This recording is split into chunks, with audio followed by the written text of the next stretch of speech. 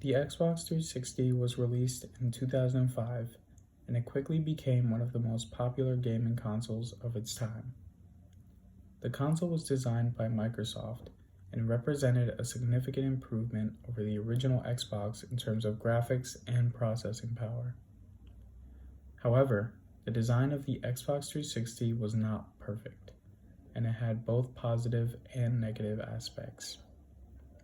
In this critique, I will discuss the overall design of the Xbox 360, which includes its physical aesthetics, user interface or UI, hardware reliability, and disk drive. Personally, one of the most positive aspects of the Xbox 360's design was its physical aesthetic appeal. Back when it was released, the system had a sleek, modern design that really caught my eye when I saw it in stores as a kid. The console's shiny black exterior and smooth lines made it a standout, especially compared to its main competitor, the PlayStation 3, which makes it look dated in comparison. The controller was also well designed, with a comfortable and ergonomic design that felt natural in the hand. To this day, when I use the controller to play games from that era, it holds its own incredibly well, even when I compare it to the most modern gaming controllers. The Xbox 360's user interface was another strong aspect of its design. The console's dashboard was easy to navigate, which made it clear and simple to navigate through the menu and easily find whichever one of the system's features you were looking for, whether it be your games, music, movies, and other features, such as a built-in web browser. The dashboard itself was slightly customizable, allowing users to change their background and download custom themes, making the experience more personalized. I'd like to point out that the Xbox 360 was the first of its kind to implement both custom backgrounds as well as an internet browser.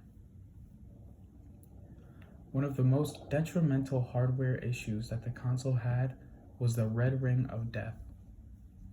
This was a term that was actually popularized by users who used it to describe the 3 red lights that indicated a hardware failure.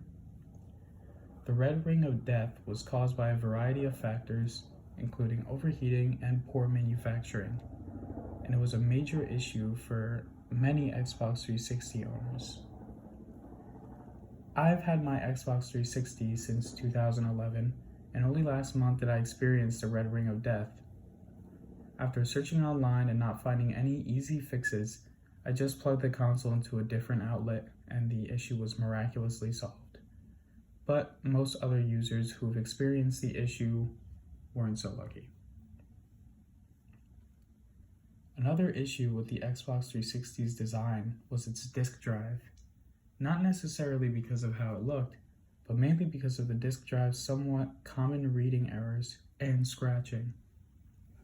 I've actually lost about 2 physical copies of games due to them being scratched up by the disk rotating within the console. The disk drive issue was particularly problematic because it could lead to lost progress in games, as well as additional costs to replace damaged disks. I believe that the Xbox 360 is a great example of a proper balance of form and functionality. The console's form and usability are both so intertwined and related to each other. In this case, it is difficult to consider them both separately. This is why I can't necessarily agree with either side of Rand or Norman's theories when it comes to form and usability. When speaking on the formalism of design, Rand states that art is primarily a question of form, not of content. That statement doesn't accurately describe my critique of the Xbox 360, because usability can be considered the most crucial part of what made the system so popular. Yes, the form of the console is very well designed and eye-catching, but the system's capabilities are just as, if not more, eye-catching. In Don Norman's book, he talks about 2 concepts, discoverability and understanding. These concepts both fall under the umbrella of product usability in my eyes. I actually do think that Norman's ideas about understanding relate strongly to the 360, as the console's UI is famous and known for being very easy to use.